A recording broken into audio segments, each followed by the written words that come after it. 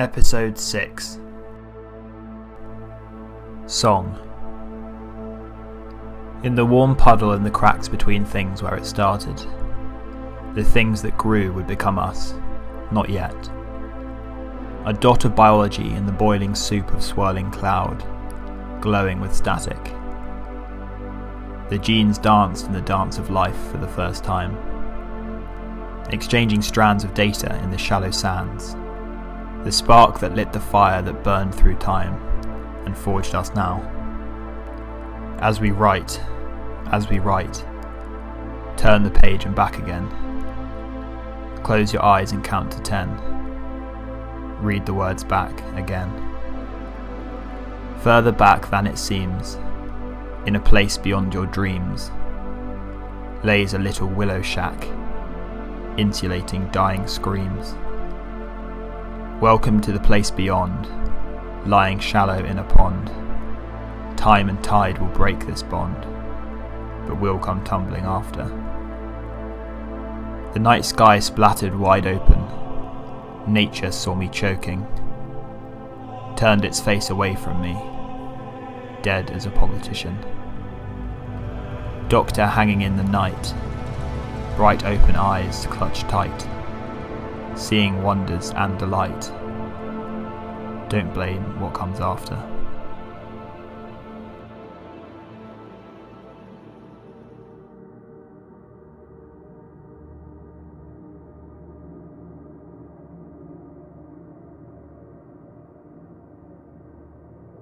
The Visitor. Deep in the heart of rural England, in the midst of a dense sprawling forest, the sky grew dark as the evening wore on. As the greyness descended relentlessly, a single car made its way down the only road visible for miles around. The twin beams of light struggling with the mist that had begun to seep between the trees like a boiling ocean. An hour passed. The clouds became a more violent shade of black. The drizzle replaced with a fierce downpour that showed no signs of easing. The wind that had gently stirred the pools of mist grew like a harmony to a deafening crescendo, wrenching the few remaining leaves from the branches of the trees. The car returned the way it had come, the hum of its engine no longer audible above the roar of nature's climax. Sally put her foot down. This was no night to be alone in the woods. She was very grateful she was in her car and not exposed to the elements. But despite this, white vapour seeped from her lips as she breathed. She wasn't entirely sure why it was so rapid. She must be out of breath. She continued along the road, so fast now that the dark pillars of bark on either side blurred together into a long dark corridor, closing her in. A shiver ran down her spine. It started in her neck and crawled downwards like a spider into her legs and disappearing through the soles of her feet. She gripped the steering wheel tighter. She so wanted to be at home, warm, light and safe. She sped up still further as she squinted into the fog. Visibility was poor, but she knew these roads so well. She'd been born and raised in this wood. It was her home. Not one other soul for miles and miles. And if there were, they'd have more sense than to be out on a night like this. She wouldn't have to worry about traffic. That was one relief. The rain beat down on the roof and windshield as she sped along the hard earth. She continued along the road in a kind of daze. She passed the familiar charred stump at the roadside, the remains of a mighty oak tree. They had a lot of trouble with storms in these parts, and trees were often struck down or blown over. This stump, in particular, had become a kind of landmark for Sally, marking her nearing the end of her journey home. Even now she noted it and took some comfort from it. She drove on for a few more seconds. The storm had been growing steadily, and by now the rain was relentless and the thunder was bellowing. Despite everything, she felt safe in her car. But just then, as she was anticipating the lights of her house to emerge from the gloom, a particularly bright flash of lightning lit up the road ahead. In this moment, she glimpsed a dark figure standing at the roadside. They had been standing completely still as far as she could see in that instant. But what was even more odd was that it had been facing away from the roadside. They had been a fair few meters down the road, but even so, their sudden unexpected appearance had shocked her. She squinted into the greyness, but despite having her headlights on full, she couldn't make them out at all. All she'd been presented with was the silhouette of a man in a brimmed hat. As she approached the spot where she was sure he'd been, another flash split the night. There was no one there at all. She had obviously imagined it, or misjudged his position. There would be a natural explanation, of course. She would have felt sorry for the poor soul, if he had not filled her with a cold dread that she couldn't explain. Under the circumstances, it was no concern, but still her fingers tightened on the steering wheel, and she began to pray her house would reveal itself soon. Thankfully, after a few moments, the familiar turning presented itself, advancing through the dark, offering light and safety. She immediately forgot the lone stranger, and began to watch the needles of rain cut through the glow of the headlights as she drove down the lane and pulled into her driveway. The face of her house less inviting than she'd hoped. Sally was glad she had arrived home without passing any cars. She braced herself for the brief exposure, pulled her hood up, flung open the car door, slammed it shut, and ran for the front porch. She arrived a few seconds later, turned, and locked the car remotely. As she unlocked the front door, she suddenly remembered the figure. She realised that it was the unnaturalness of the man that had frightened her. The hat, although trivial, was very out of place in modern society. The stillness had an air of the artificial she was not sure she liked. Convinced, on reflection, that it must have been a trick of the light, her mind creating shapes out of shadows, she put her mind to rest. But she couldn't quite shake the feeling that there was someone out there in the sea of darkness surrounding her house. She stepped forward over the threshold quickly, forcing herself to shut the door calmly, not wanting to surrender control over something so trivial. She had so much going on in her head, issues screaming at her for resolution. She decided to put them all to rest for now and go to sleep. They could wait till morning. The moment she pushed the door closed behind her, she felt the soft, warm steam of sleep descend in her head. The worries and darkness of the night dissipating as she felt the sweet oblivion draw close. She averted her eyes from the kitchen door that stood resolutely closed at the end of the hall. This was not the time for such things. As she staggered up the stairs and flung open her bedroom door, she quietly pushed away the niggling feelings and set them aside. She collapsed into the bed and had only begun to pull the covers around her when she fell into a deep, dreamless sleep. Silently, a shadow moved out from the storm and crossed the threshold into the house. She jerked awake suddenly. She automatically looked at the clock, but couldn't determine the time in the gloom. Looking to the window, she was surprised to see it was still nighttime, or at least the sun was yet to come up. What had woken her? She'd been so tired, surely she would have slept solidly till late morning. However, as her mind sharpened and the room swam into clearer focus, she became aware of a coldness deep in her chest, like something wrapped around her heart. A vague form began to emerge from the fog of her mind, a memory or a realization. She could almost make it out. Bang! A door slammed downstairs. She almost jumped out of her skin. On reflection, she could now vaguely recall a bang as she had first awoken. Cursing herself, she reluctantly swung her legs around from under the covers, where she had thrown herself, and placed her feet onto the carpet. She noticed she still had one sock on. She reached down and pulled it off and threw it onto the ground. She stood up and moved across her room to the bedroom door. She flicked on the light, grateful for the relatively dim glow that didn't sting her eyes. She turned and looked back at the clock. It was only 4 a.m. Still a good hour or so until it would start to brighten. As she reached the top of the stairs, she looked down. As she'd suspected, the door lay slightly ajar. She descended gently, not allowing it to break her peace. She carefully stepped around soggy envelopes that had been blown by the vicious wind that she could hear was still wailing outside. She walked past her dark coat hanging silently on its stand, looking eerily like a person in this half-light. A vague memory surfaced, but she dismissed it. She would deal with such things in the morning. And besides, things always seemed worse at night. She reached out and began to close the door. She'd left the latch off. She was usually so careful to make sure it was locked tight, but she'd been so tired. As she reached out, the door suddenly shot back, almost knocking her over. The wind caught her full blast, pelting her with rain.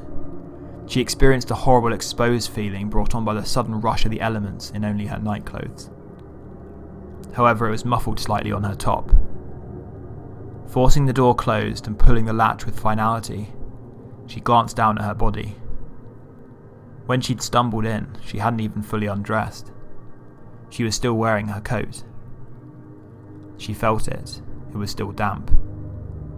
So she had gone out into the forest that night. Seemed like an odd thing to do. But then a thought connected in the back of her mind and sprung up. She whirled round, squinting at the coat stand. A flash of lightning briefly illuminating the hallway. It stood there, completely empty. No dark shape, as the coat was and had been on her. Her heart dropped and her mind lurched as the furniture of her mind and picture of surroundings was suddenly altered. Her mind flitted back to the broken stump at the roadside and the dark figure. But as she felt herself slide towards mad thoughts, she intervened. She would put the nonsense behind her, just sleep. That's what she needed. She could barely think straight. All she knew was that she could look back in the morning and piece it together. She moved up the stairs silently, not wanting to disturb the quiet that she had forced to descend once more in her mind, only dimly aware that it was a thin veil of silence and that something dark was tossing and turning beneath. Sleep would bring a sweet release, she thought. As she got back into bed, careful to remove her coat this time. She must have imagined the coat as she'd expected it to be there, along with anything that had come before. After all, something terrible had happened. And as she drifted back off to sleep, she wondered why she'd thought that. Her eyes opened slightly, as they sometimes did before she fell entirely asleep. Between the lids of darkness, she could just make out a man standing at the end of her bed, watching her. She closed them again as she rolled over the brink of unconsciousness. Then she was falling. She kicked out and was suddenly wide awake. Her stomach dropped as she realised what she'd seen. Her heart in her mouth and cold terror writhing in her mind, she reached for the light, not daring to look. She couldn't find the switch. It was moving toward her, she knew it, mere inches by now. Click! She found it. Looking up and covering her face with her hands, she saw nothing. There was no one there. She breathed out and took a moment to compose herself. She felt her chest. Her heart was racing. Surely it had been a dream. After what had happened, it was the least she could expect. The encounter had seemingly blasted the shroud of sleep from her body. She was awake now and would have to deal with it. She'd slept enough. Why not make the most of this time and deal with the kitchen? It didn't seem so imposing now the light was on, and she'd calmed down. It had all been in her head, and now it had gone. However, she couldn't quite shake the feeling that there was a piece missing from her mind. But somehow, she preferred it that way. She turned off the bedside lamp and felt only a twinge of fear as she walked over to the hall light and turned it on. The light was her friend. It banished the shadows that gathered and lurked in dark corners, bending and deceiving her eyes to see spectres at every turn. She was calm, and the lights are on. She'd deal with the kitchen and get things back in order. She'd always liked storms in the past, sitting inside and appreciating their raw power from behind a pane of glass. It also encouraged her to get on and do what it was she'd been putting off around the house. She made her way down the stairs once again, her feet padding softly on the carpet. She noted the empty coat stand with quiet relief. Harmless, she thought to herself. She made a point of looking at each of her photographs in turn. They documented her entire adult life. She turned her attention to her favourite photo of herself and her husband. They were so young, so in love. Nothing perfect can last forever, she thought, as less pleasant memories of her husband swam inevitably before her. She wondered to herself whether the darkness of the times that came after made that time less wonderful, or more so. It didn't matter, she thought. He's gone now. As she walked past the lounge, she braced herself to enter the kitchen. In the corner of her eye, through the crack in the lounge door, she saw a man standing in the middle of the room, perfectly still. She concentrated on the job at hand. She'd open the door and start sorting out right away, and wouldn't stop until it had all been finished, and only then would she think about sleep and putting this dreadful night behind her. There was a man in her lounge. She froze. Somehow she'd assumed it had been her husband. He hadn't come to bed that night after all. But the lights flickered. She whirled around to face the lounge. She felt the calm she'd fought to bring back evaporate in an instant. As the lights disappeared, so did Sally. She descended once more into a creature of fear and instinct, terrorised by the confusion and threat of this dark figure. She could see into the room in the reflection of the mirror on the wall. No one was there. Somehow that was worse. She had nowhere to face because she didn't know where it was. The moon must have disappeared behind some clouds, for now it was pitch dark. A bolt of lightning struck in the sky, and suddenly a shape resolved itself 1 foot away from her, the shape of a man. He'd been standing right in front of her, obscuring her view for the past few seconds. It hadn't been pitch black at all.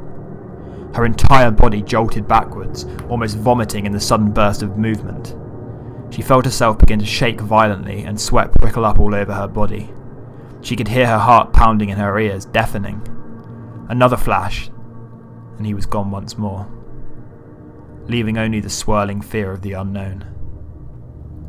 Once again, in the corner of her eye, she saw it, or thought she did, a flicker by the stairs. She backed up fast, away from the threat, pushing herself back with an air of panic, desperate to get away. She felt her back connect with the hard wood of the kitchen door. She was at the end of the hallway. There was no way she could move forwards again, so she could only go back, and that meant through the door. For some reason she seemed to dread this almost as much as confronting the figure. She reached up, keeping her eyes fixed on the spot by the stairs where she'd seen the movement. Her hands were shaking badly by now. It was as much as she could do to force her fingers to close around the doorknob. But as she began to push the door back slowly, creaking ominously, her chest tightened. The dread that had been building in her since that night had begun seemed to have gathered in the room behind her. When she'd first come in, it's this room she'd avoided facing. But as the doubt surged in a torrent into her mind, a dark shadow fell across her. The upstairs light had come back on. She squinted into the brightness but could barely make anything out. It moved forwards, and in a moment of blind panic she threw herself through the doorway and slammed it closed behind her. As the door had come to, she was sure she'd seen the figure step up, obscuring her view and blocking the sliver of light. She looked down to the crack at the bottom of the door, no light. Either the lights had gone off again, or the figure was standing there, mere inches away. She pressed herself hard against the door. She wouldn't let it through. Her eyes closed tight, listening. It was a thick door. It almost entirely blocked the sounds of the night that were bellowing in the hall. A momentary break in the madness spread out around her and filled the room. She let a small sigh of relief escape her lips. She felt a warmth start to spread through her from below. Slowly looking down, she found herself in a pool of the deepest crimson. Her legs were speckled with droplets. It was gently lapping away from her, disturbed by her fast movement. She watched, unblinking, as it settled and began to reflect her dark eyes. She found that she was not surprised or scared to find this. She had known, or suspected at least. As if looking through someone else's eyes, her head slowly rose, her vision moving steadily towards the source of the blood. A dark shape on the tiles, a sharp line lying at a violent angle, a blood-stained jacket and kitchen knife. It was so still and silent, it seemed somehow peaceful. Her husband had been murdered. She could see that now. There was no denying it.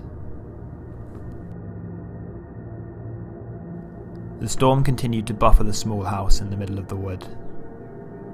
Sally sat alone in her kitchen, sinking under the weight of her mind, wailing silently as the wind roared and the thunder rumbled through the trees and over the hills.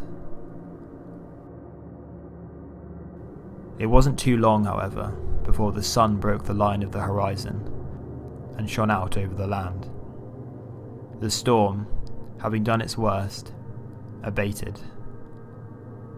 The clouds moved away and dissipated into the sky, and the wind dropped to a gentle breeze.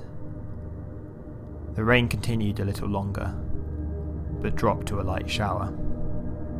It had all the makings of a fine day. The storm had cleared the air and sky for the sun's return.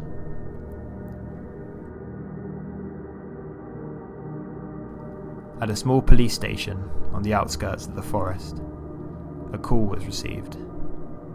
A woman named Sally had claimed she'd murdered her husband and buried him in the forest. She'd been taken in for questioning and was to be detained in the local jail until further notice. The couple had a history of domestic violence, so it was still possible that the incident had been self-defense.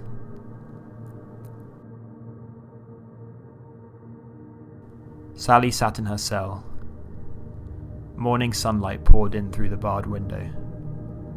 She sat with her back against the cold stone wall, gazing into the sky. Somehow she knew the figure, that man, that visitor, wouldn't be visiting again. She was at peace. Whatever happened now, happened. She was free.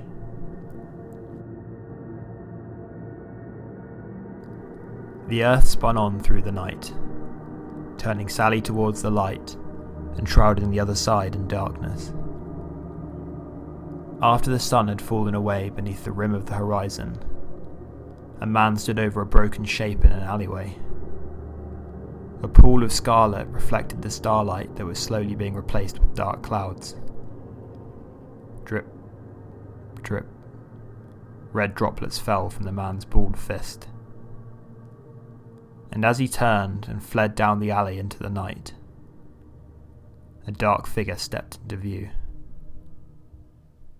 It seemed this man had a visitor.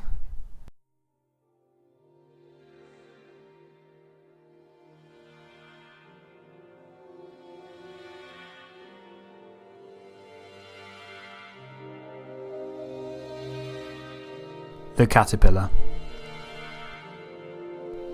Deep down in the garden, where the surface of leaves stretch out like fields, a caterpillar was born, and she sat shivering in the morning sunlight. Everything was new to her. The drops of dew stood around her like glass globes, reflecting the tall plants that grew all about. She crawled out across the leaf, alone. Dark birds circled and wheeled above her. Their shadows raced over her each time they blocked the sun. Occasionally one of these predators would hover like an eclipse. The cool of the shade would paralyse her for a time. She would curl into a little ball out in the open and just pray that they would move on soon. But one day she learned that if instead of freezing, she just continued to crawl forward, however slowly, only when she could, even pausing to rest, she could move back out of the shadow into the light. She came to realise that the birds didn't even know she was there, their eyes trained on other things. To this day, things move high above and cast shadows, but she lets them get on with it and goes about her business as best she can. How is she? That's not for me to say, but she gets by, and I am thankful for it. She dreams of the day she will transform and grow wings, able to float up above it all and meet the things that wheel overhead in their world. I would like to say she will get there one day, but truth be told, I don't know. I just hope and dream, and that I can meet her there too. For now we must enjoy the pleasures and beauty of the garden, of which there are many. She continues to consume the leaves until she finds she has begun to change, growing in the direction she lives. She feasts on the leaves of the things she loves. She meets others who gather around her to walk with her for a time. They make detours and sometimes leave, but others arrive. She lives in far-off seaside towns, bathing in the salt spray of cold waters, wet by northern rains. She finds that much like the plants over which she travels, it nourishes her roots and she grows. She dreams of ghosts and scrawls down ideas, building worlds through which she moves, comfort in the darker times. They follow her, and all is added to the procession that continues to crawl over stems and flowers out there. I can say I have had the honour to be a part of this, and will continue to walk in this direction, while she will allow me to. Sometimes she feels lost and like she doesn't know what she wants to do. She has been doing more than she knows. She has got this far, inviting new people into her life and her home all that time ago. In this way she planted seeds. Not all of them would bloom, but some did, and each was worth it. I'm very thankful of that. She decorated herself with black images. She dyed her hair. She lived. A proud Slytherin amongst the crowds. Her identity shifted and was hard to look out from and see clearly, but this at least she knew. The grand halls and long stone corridors through which groups of cloaked students flowed. Here she could shelter against the weather and return to comfortable four-poster beds to sleep through the night, a warm fire burning in the hearth. Magic was real after all. These things move with her as she walks. She extends this light to others who could use it. She gathers those who matter together. What could be better? They meet at the dawn of a new year, a fresh start, greeting it together. They come together from far and wide to spend the time high up on snowy mountains. Superheroes carry her when she grows tired and finds it hard to keep walking. She has come a long way after all. Visions of him swinging through cityscapes unbound and free light up her nights. She uses all these things and weaves tales out of them. She hopes they matter. They do. She tries to see herself through the eyes of Joy, her companion. She finally catches a glimpse of all this beauty, and for a moment it feels worth it. She continues to walk. Occasionally it is difficult to reach her, but that is because she has a lot to deal with. Often enough she extends the branch and others can grow together with her, towards the sun. Those of us who get to know her know this too. I remember meeting her at the capital, her further from home than we were.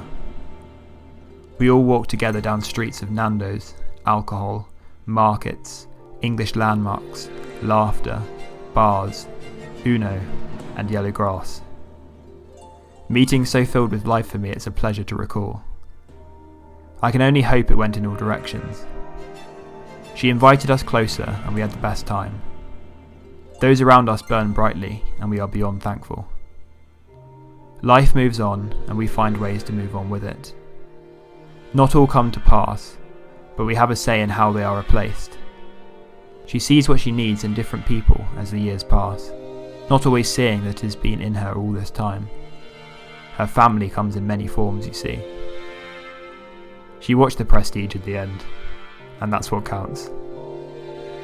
Her name shifts and varies as she does, the labels for her multiplying, but always retaining the foundations. Fluorescent flowers flow across floors. Even now she is not sure, perhaps cannot bring herself to see the truth in this. What do I know anyway? Not much. But I do have a feeling about this, and my feelings do reach deep sometimes. She will find a way forward and continue to move through the garden, looking up at the sky as plants frame the clouds.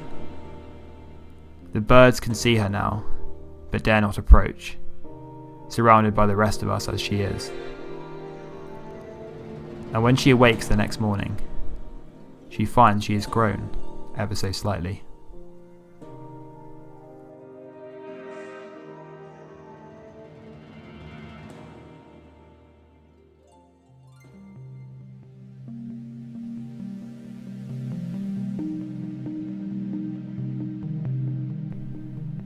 They step into a space that is familiar to you. You have forgotten it in everyday life, but still it lingers. A certain smell or sight glimpsed at random. A stray point of stimulus could bring it forth, but it never arrives. This place was important to you, who you used to be. You spent long hours there when you were new to the world. Every detail and texture familiar. This place once vast and deeply safe, now only a corner of some alcove, pedestrian and nondescript. They tread through it in a moment and advance on. No thoughts, no meaning for them here. Nothing in this world, at this time. They are coming. Within them dark mysteries curl tightly. In their wake the shadows grow longer.